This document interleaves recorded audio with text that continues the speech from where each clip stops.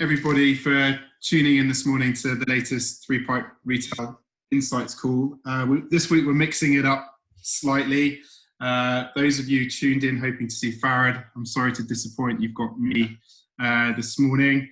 We're also going to dive straight into a chat format. And today we're delighted we've got Peter Higgins here this morning, one of the most experienced retailers in the business. To say Peter has a decent CV is an understatement. It's also a very interesting one as well. We were just chatting before the call because Peter previously played for London Wasps and was also Deputy Master at Harrow School, teaching classics, which obviously paved the way into a retail career. He actually went to Bain Consulting from Harrow School, where he met Nicholas Wheeler, who was the co-founder of Charles Tyrwhitt. They started the business together. Peter exited, remains a non-exec director, and that business last year posted sales turnover in excess of 200 million. Peter is quoted as saying, yeah. That was last year. Yeah, exactly. Not quite that much this year. Yeah. I guess one of the reasons that Peter quoted for leaving Charles Tyrwhitt was that he didn't want to sit in the same room as Nick for another 15 years, which I thought was... I think it was pretty mutual. It's pretty mutual. Since then, Peter's gone on to be chairman of Cath Kidston and is currently chairman of ME+EM as well. So good morning, Peter, and thanks very much for taking some time to spend with us this morning. Not at all, Jim. Just to add that I left Cath Kidston in 2010 and I've had nothing to do with it in the last 10 years, just in case, you were worried that I had anything to do with what happened recently. But there we go. I was hoping for a discount.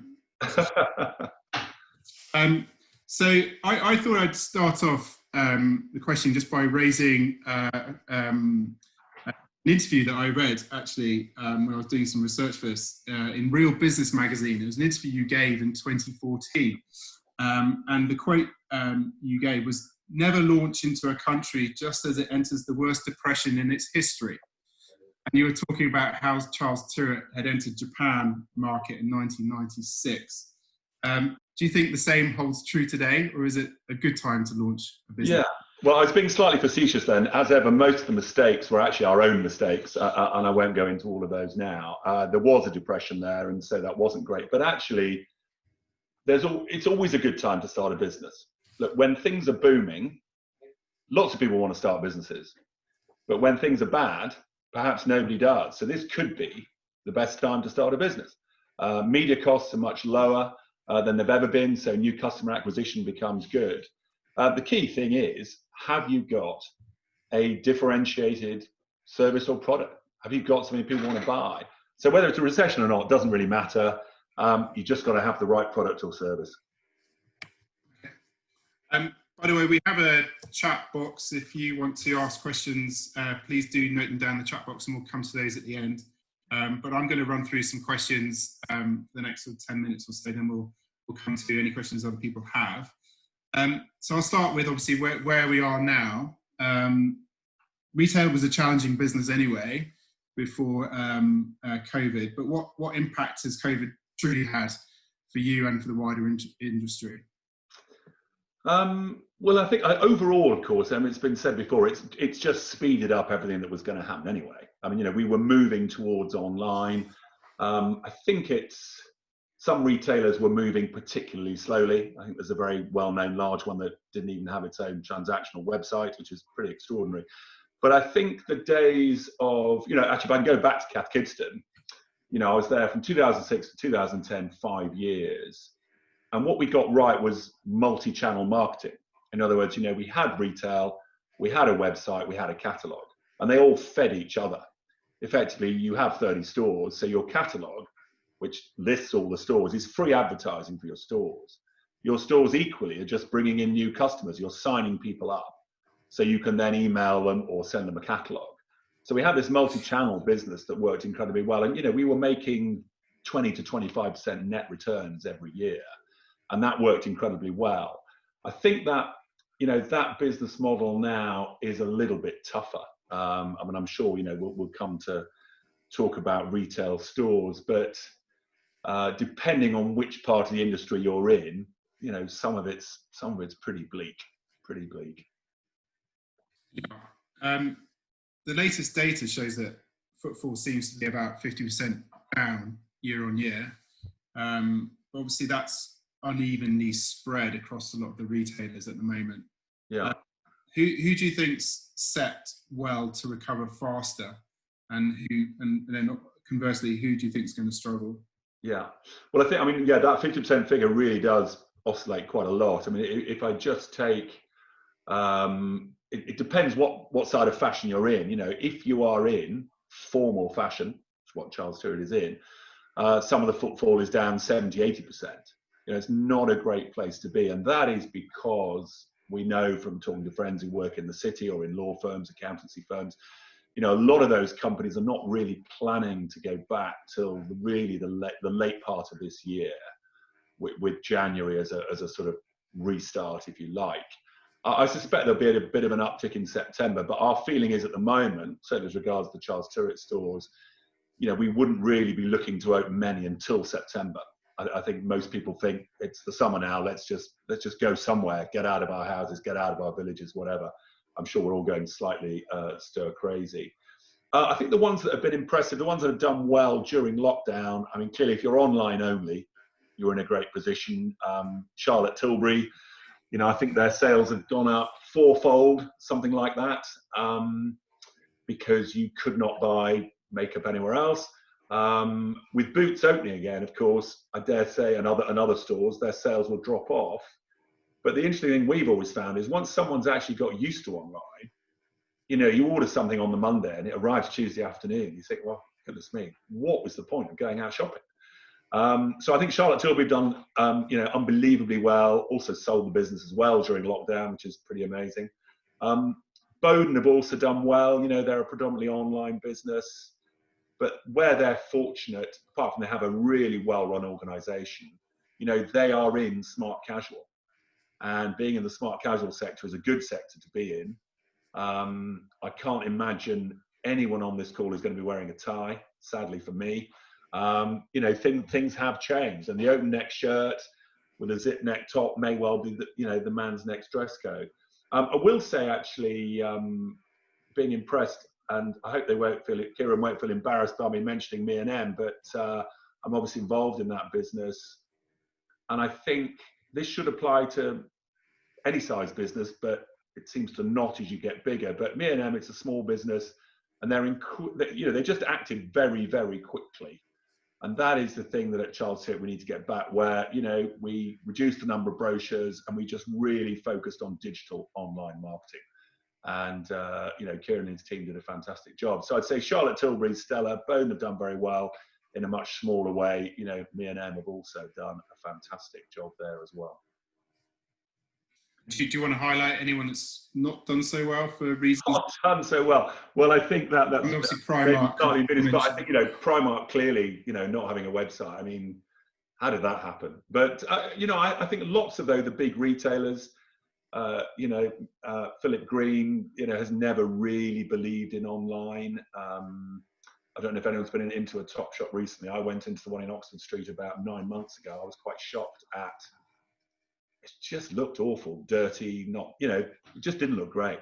So I think some of those bigger retailers who have just sat there accepting the footfall and just thinking all we need to do is produce more newness, you know, that just wasn't good enough. So I won't mention any more. I mean, there are others, I'm sure you all know them, but those bigger retailers that have not invested in online, you know, I think they're going to struggle.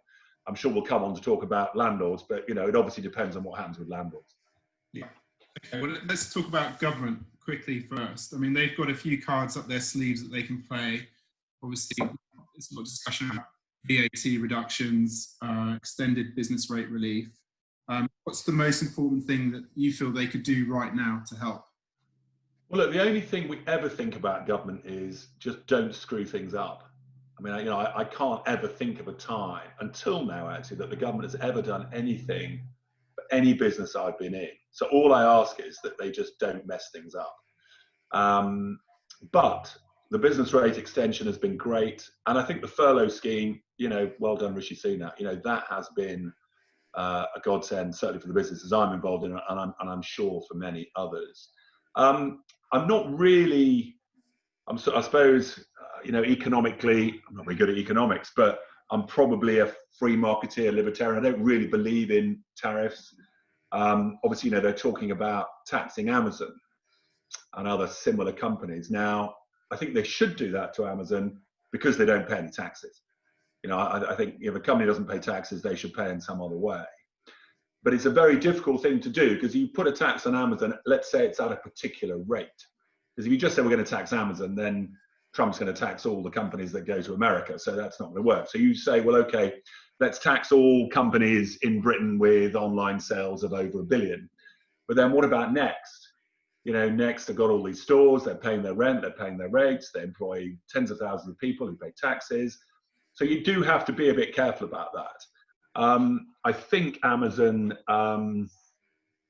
should be forced to pay tax in some way. And I always tell all my family, please do not buy from Amazon. If you want a book, go to Waterstones. I just try and make everybody buy things from the companies that sell them. But it is hard because, one click from Amazon and it's on its way, it comes there the next day. It's, it is a very difficult one. But they were already changing the high street. It's obviously been changed further. So really for government, just, please don't screw things up.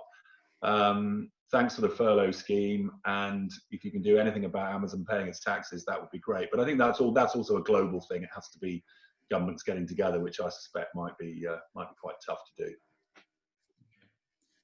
You mentioned landlords earlier. I saw a stat over the weekend that only something like 15% of all rent collections have actually been made by landlords. Went into administration over the weekend. Should we feel sorry for landlords? Can we find a way out of this for landlords? Well, I mean, look, they have been, right royally screwing us for years with upward-only rents. But I mean, the thing you have to remember about landlords is that most of those companies they work for are funding the pension funds of, the older generation. So actually, if they all go under, then pension funds will struggle and people will struggle. So, I mean, all I would say to landlords, this is one that really bugs me a lot, is all we want from landlords is to talk to us. And I would say, Charles Tyrwhitt, in the UK, we have about 25, 26 stores, maybe 27, 28. We're pulling out of a couple anyway because the leases are finished. But half the landlords are speaking to us. And I think they recognise in the end that we're going to have some sort of turnover-related deals. That has to be the way to go. If landlords don't talk to you, then they are just sticking their head in the sand. But my advice would be, if you've got leases coming up in the next 1 to 2 years, now is the time to negotiate, because you hold all the cards. So we're just saying to them, look, unless you give us this deal, look, we'll just go. We'll just trade it to bits for the next year or two, and we'll just go. Your call. And if companies like Charles Tyrwhitt are going, and we're reasonably okay financially, then they're going to be in trouble. I think the thing that really irks me, and probably lots of other retailers, is competitors who do CVAs or pre-packs. So, ME+EM, which is our biggest competitor, has been sort of close to insolvency for a long time. There's been a financial transaction. We obviously tried to buy it. We were outbid by a financial company. I'm a bit cynical. I think a deal was done in the back room behind the scenes. But anyway, so it's owned by a financial investor now. They'll do a pre-pack, and they'll just lose all 61 stores.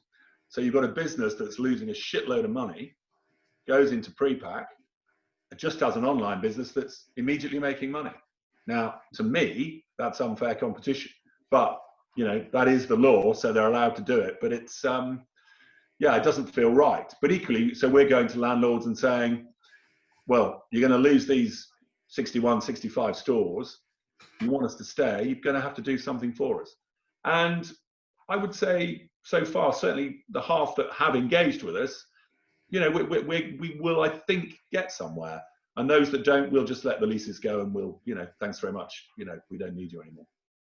But the ones that aren't negotiating with you, are they the bigger ones, or are they the more independent? Well, sometimes, I'm not as close to the detail myself, but some are independent who may well be much more financially secure than some of the bigger ones. Some of the bigger ones have huge piles of debt, and they're probably the ones where it's slightly easier to get a deal. I mean, Westfield Stratford, Westfield White City, we're in negotiations with those guys, and there is some movement. I think, but both those shopping centres were done in the last 5 to 10 years. Probably got huge piles of debt. Don't know the detail, and therefore they have to do something. And they've got one in the World Trade Center in America that's never taken off. So I think they're under quite a lot of pressure to do some deals, but they're being sensible about it. They realise they have to. If there are, I don't know if there are any landlords on this call, probably not. But all I would say to a landlord is just talk to us. Talk to those of us who are not going to do pre-packs and stiff you. Yeah. Okay. Let's talk about digital quickly. Why should it have taken a pandemic to accelerate the inevitable move to greater digital investment? Yeah, it's a very good question. It's a very interesting one. I would say generally companies don't really like to change. If you're in a big retail company and the CEO says, right, I want to do digital, go and do digital. People don't generally like to change. It's difficult to change. You're going to make a lot of mistakes when you change. And so people are always worried about that. So I think there's a systemic reason why it doesn't happen. But now, of course, your boss or the managing director is saying, you absolutely have to do this because there is nothing else. And so those online businesses that were already doing it, Charles Tyrwhitt, we started in 1990, actually in the first recession. There was 2008, there was another one in 2000. In every recession, we have always upped our marketing spend because media costs come flying down. It's one of the first things that comes down because everyone cancels their advertising. Actually, in a recession, spend money on marketing. And you will get your customers in much more cheaply. Now, that's the good side of digital marketing. It is at the moment a reasonably good way to get new customers in. But because you are bringing in digital customers, the other side, which is customer retention, gets harder because these people you are bringing in are web savvy and they are looking at your competitors. If they're shopping on price, they know what the price is of everything. If they are, so for Charles Tyrwhitt, they're looking at Lewin, they're looking at Horse, they're looking at others, they're looking at M&S.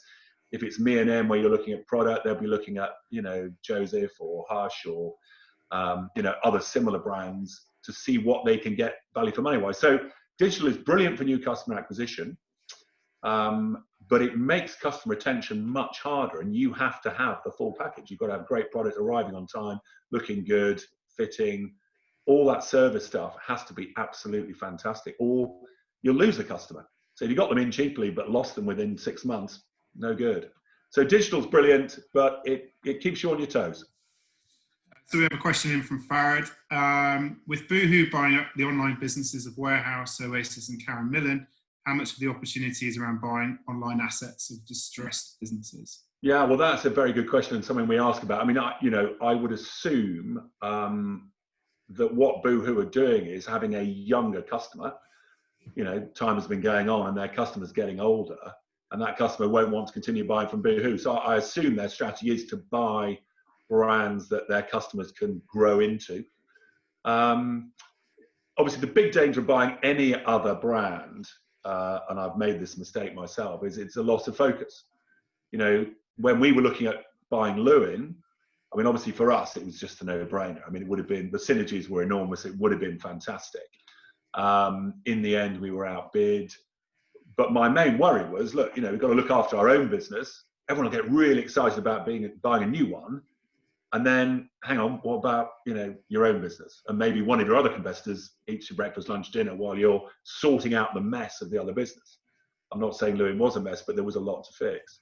So buying other businesses, yes, it's a great opportunity to buy. If you've got a lot of cash, brilliant. If you're trying to borrow money from the banks to buy another business, that's a little bit tougher. So you might be able to buy a business more cheaply now, but getting the finance will be harder. equally, when times are booming, the price goes up, but you can get the finance easily. You know, it's a really difficult one. So yeah, at Charles Tyrwhitt, we are looking at other businesses. Nothing imminent. Will we do something? I don't know. But what we do have is a pretty good back office. You know, we have a very slick warehouse. We have a very slick ordering. The whole service side of what we do is, maybe 8 or 9 out of 10. So for us, adding in another business would be, I think, a good thing for us to do, as long as all the brains in the business weren't spending all the time fixing that business and forgetting their own business. So anyone thinking of doing that, just, get that balance right. Is it simple to say that, how do you fund that digital expansion, as you say, without going to the banks? Is it as simple to say that you need to close more stores? Well, obviously, if we could all wave a magic wand, I'd probably shut 8 or 9 of my stores tomorrow. But of course, I've got a liability for 3 years, 4 years, 5 years. So it's not going to come from that. I think that for us, if you're an online business with catalogs, I think one of the things that has happened over the last 3 months is, and we kept on thinking it would happen anyways, that the catalogue has perhaps got less of an impact than it did. And that people have just got more used to being online. You're on Zoom calls for half your day. So actually you just flipped your computer. You don't really need the computer anymore. You don't really need the catalogue anymore, because you're just flipping through it online. So I think what we've looked at Charles Tyrwhitt, I know Bowden have done the same, is we're looking at reducing our catalogues. So Bowden, believe it or not, they've got a women's wear business and a children's wear business. You, as a great customer, would be getting something like 40 books a year from Bowden. I mean, it's phenomenal.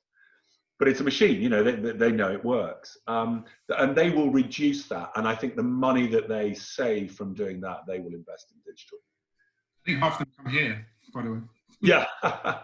Yeah, they come here too. I try and chuck them in the bin before my wife gets them. But, yeah, me too. Yeah.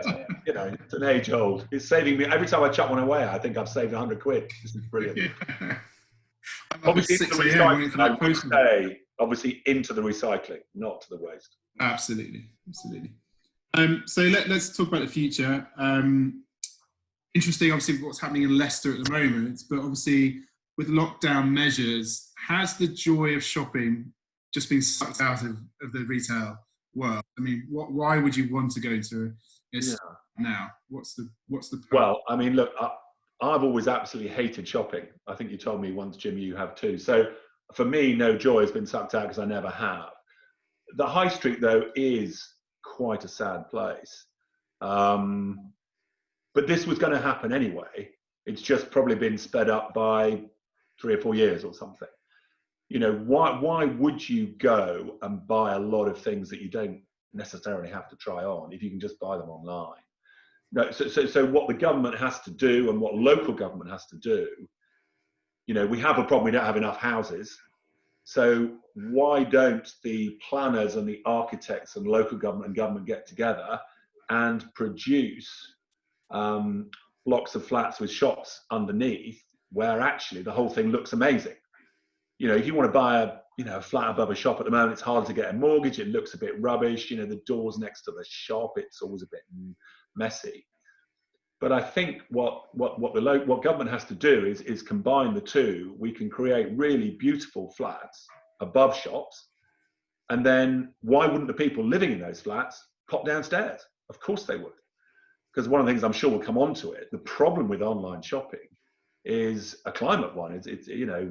We are, the roads are full of delivery vehicles, and going off tangent from it. If I went shopping in Oxford, if I did, where I live, and bought 10 products on one shop, that's one drive, 10 products. If I was at home and ordered those 10 products from 10 different companies, that's 10 different vehicles bringing my products to me. Now, I know they're going to other people as well, but I'm sure the carbon footprint of that is way worse than me shopping. So going back to the point, I think that the government has to work with local government, with architects, to produce really great looking shopping areas where housing can just look marvelous. And if I go to we have a few stores in New York. Our stores are in the excuse me, are in the basements of offices. But the stores look magnificent. You wouldn't sort of think, oh, that doesn't look very nice. It's actually all part of the whole thing, and it looks great. And I think that's what the planners have to start doing over here to rejuvenate the high street and just get people living above shops. Why not? Everyone can afford them. Just had a question in from Andrea.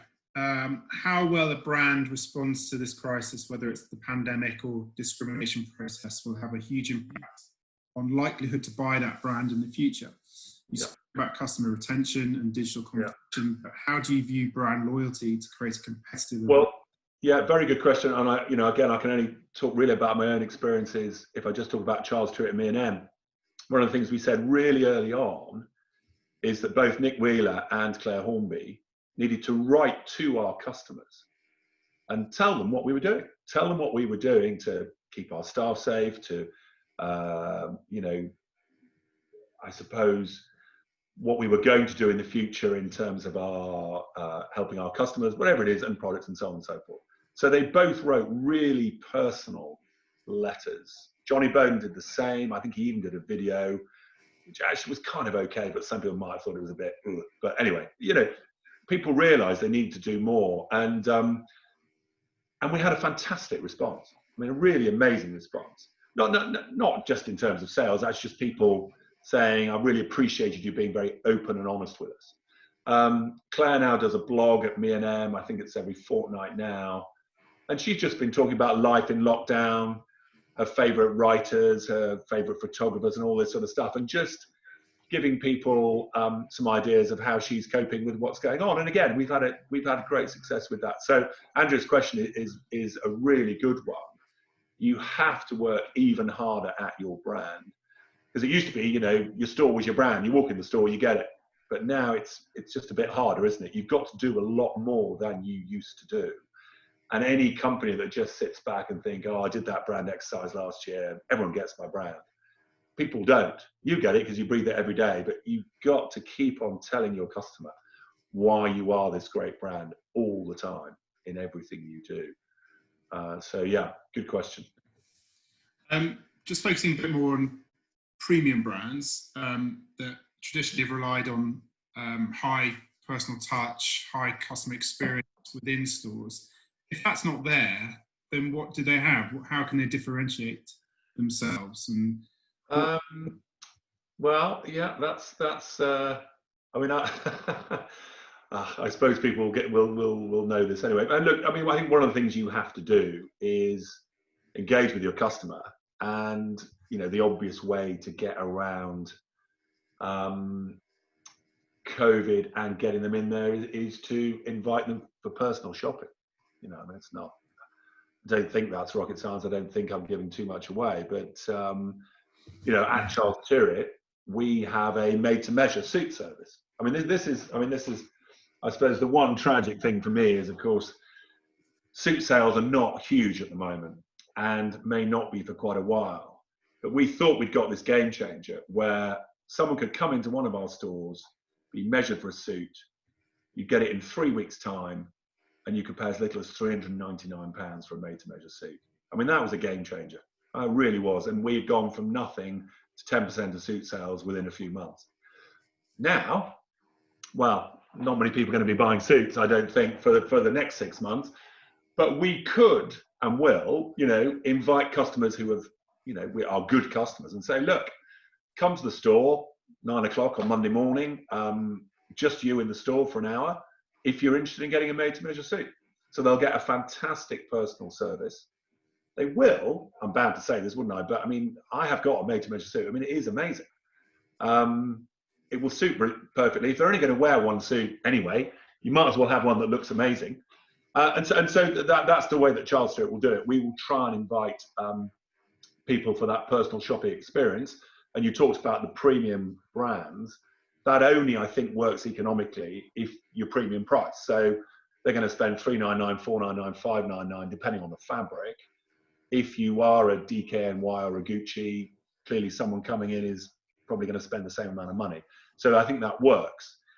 If you are more mass market in the middle, I mean, yeah, that's clearly not going to work. Quick question from Steve Housel. What is your view on the future of department stores, and what should landlords do with that space? Well, again, I think department stores probably were on the way out, weren't they? I would say, I mean, if you look at someone like Phoenix, you know, they have really struggled because they found it very hard to do online, because the store in Newcastle sells different product from the one in Bond Street, sells different product from the one in Kingston and Canterbury. So they've always found that very hard. You know, I would say Fenwick and Bond Street, for example, would be the most fantastic place to have a store at the bottom and flats above it.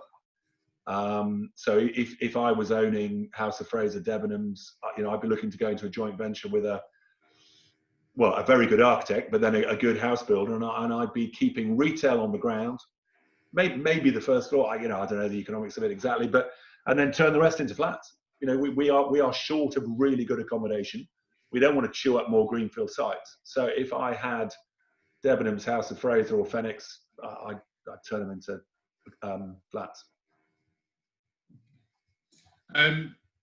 Pre-COVID, it felt like there was a real momentum towards other issues, important issues like sustainability. Do you think it's got lost, or they'll be left down the priority list for retailers at the moment, or do you think they're more important? No. I think you're absolutely right. They're definitely more important. I think that where retailers completely failed, and by retail I mean bricks and mortar, is in sort of issuing the challenge to online people, look, or saying to their customers, look, if you come to us, it's what I was saying earlier, one journey, buy all your stuff, good for the carbon footprint. You go home and buy it all online, that's not good for carbon footprint. So I think online certainly has to find ways of being more efficient with its deliveries.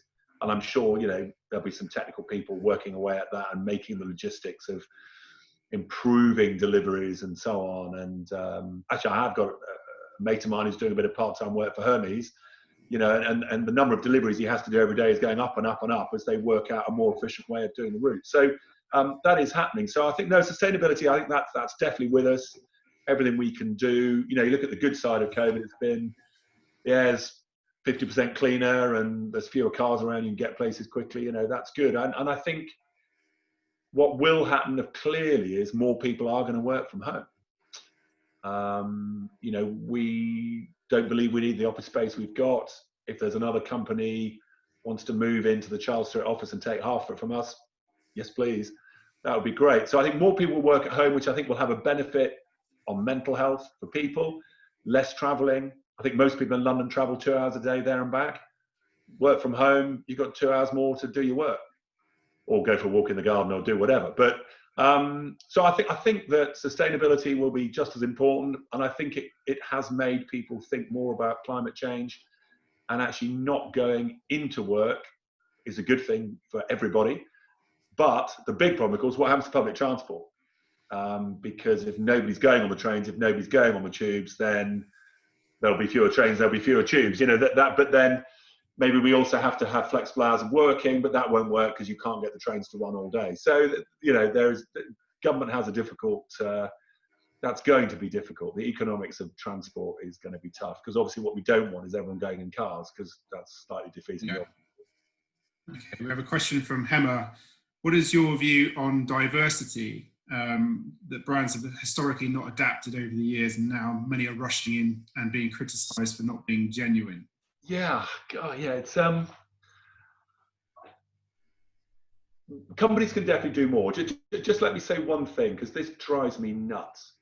Actually, not the question. Sorry, what I'm about to say.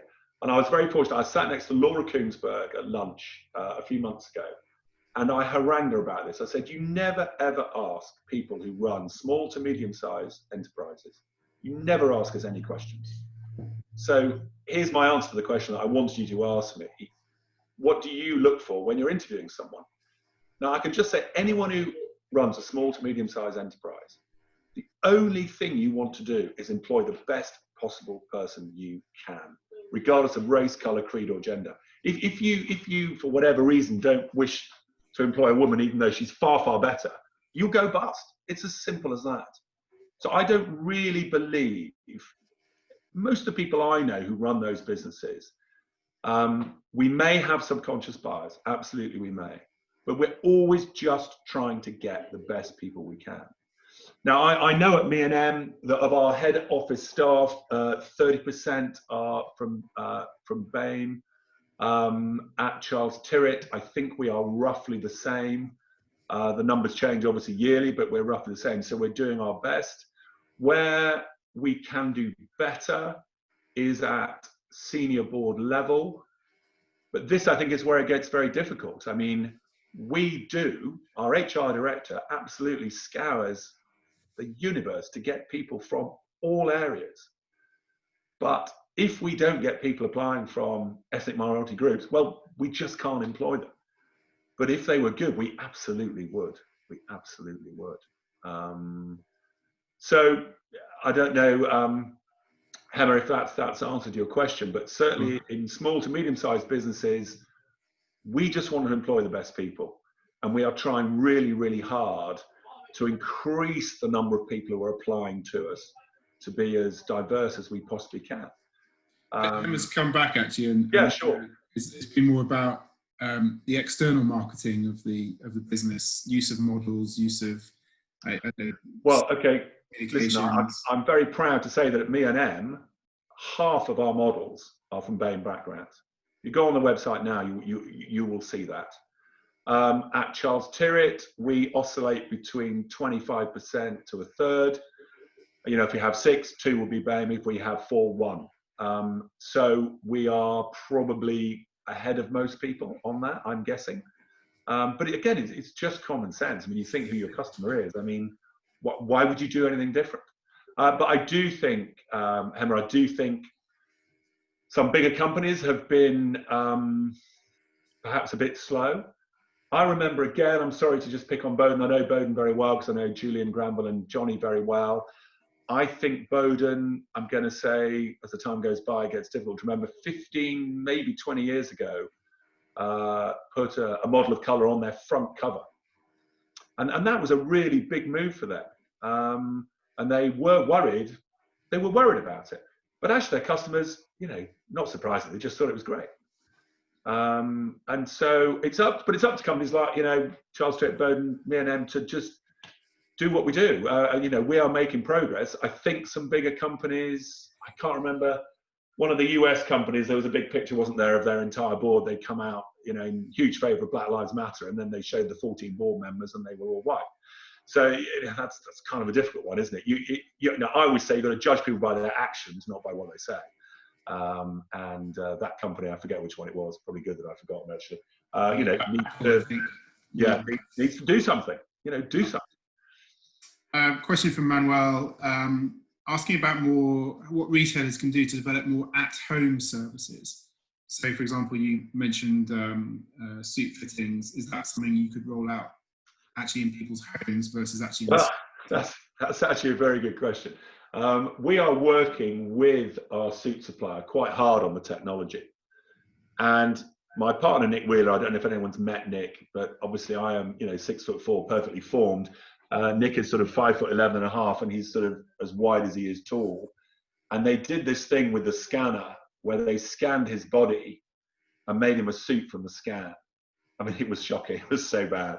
But he is a bit of a difficult shape. Actually, I'm pretty terrible shape as well. I've got very short legs. But we're working on the technology where, and I think at some point, if I say 10 years, I'll probably be wrong by 5 years anyway, but where you could be in front of your computer, that scanner's on your computer, you can stand up, it will scan your body front, side and back, and it'll make you a suit. I mean, you know, that will happen. I don't know when it'll happen, but it will happen. And I suspect also that in women's fashion, that, you know, you can imagine a time where that scanner can scan you, and then the website will tell you within an order of magnitude whether this dress fits you. And that obviously makes sense because it's brilliant for the customer, but it also reduces returns. Again, good for the climate, good for sustainability. But, you know, 50%, even 60% of women's products gets returned. So that's, you know, it's a big cost. It's a big drain on the environment. So I think in terms of what happens at home, you know, that should happen. I just can't tell you when, who knows how quickly these things move. But I think because of this change to people being at home more, that's probably going to speed it all up. Question from Jason. Are the 4 Ps or 6 or 7 Ps? There's a lot of Ps. I forget them all, but yeah, I get the point. Are they still relevant?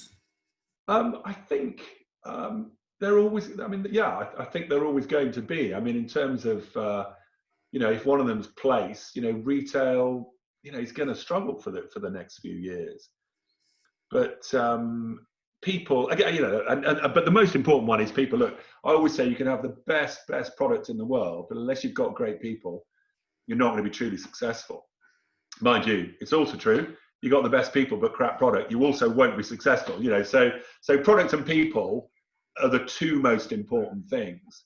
When I worked at LK Bennett for a year as sort of chairman to Linda, and we had great product.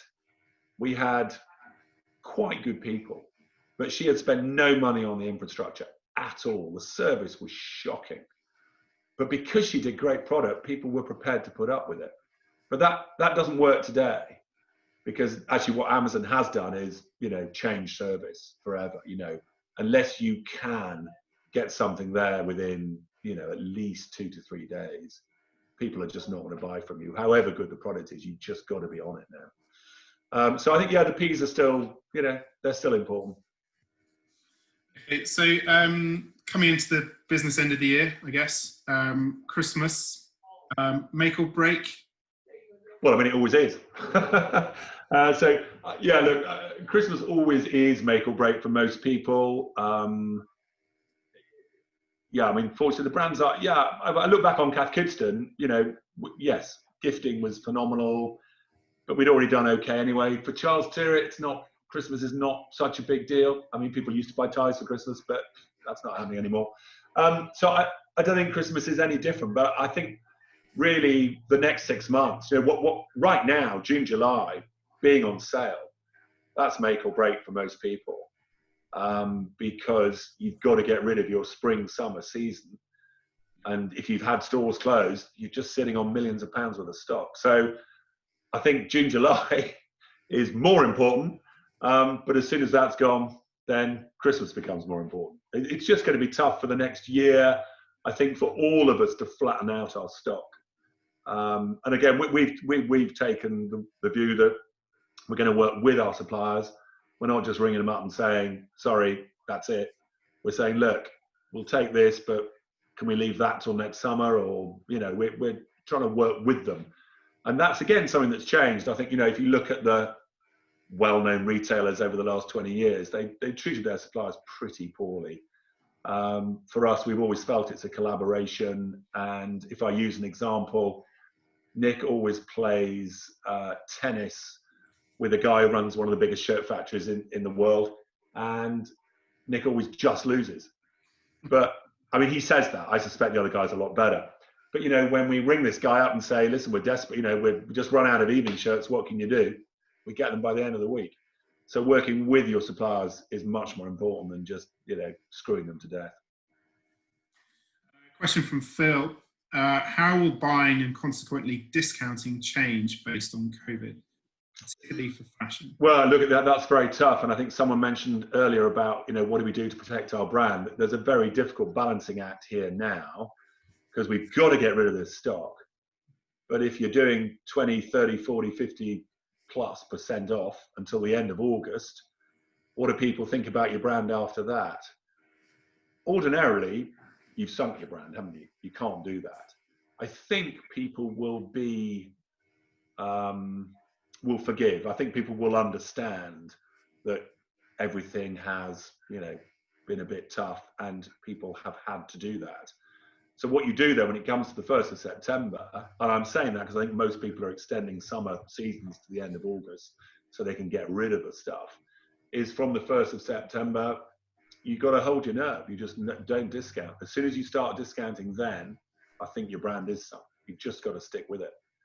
And just on that subject, it's always seemed to me absolutely nuts to be on sale in July and then starting a new season in August. you know, Charles Tyrwhitt, we sell tens of thousands of PK polo shirts. Why would we put them on sale now and then not have them in August? So we're trying to change that, but it's difficult because we do have tens and tens of thousands to sell. You know, we will get rid of them, but then come the 1st of September, I think you have to put a line in the sand and just, yeah, don't discount. I have one final question, unless anyone wants to chip in, which is finally causes for optimism. Causes for optimism.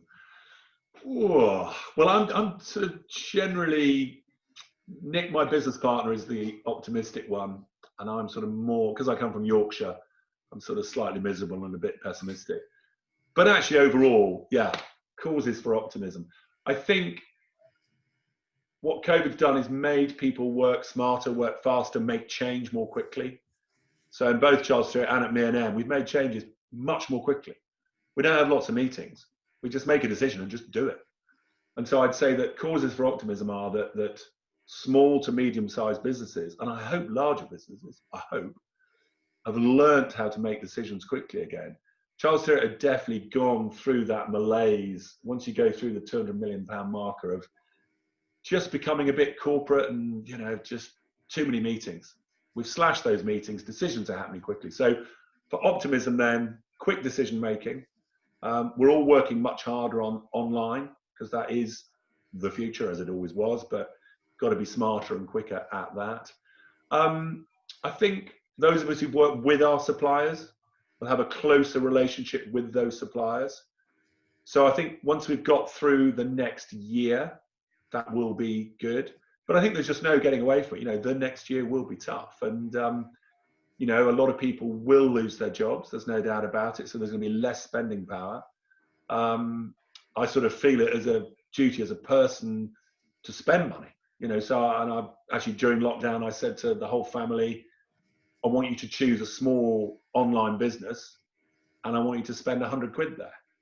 And so, needless to say, everyone in the family did that, you know. So we, all of us as successful people, we have a duty now. This is important, that we all have a duty to spend money, because if we don't, then more companies will go under. If everyone in the country has that mentality, fewer people will lose their jobs. So we need to spend money.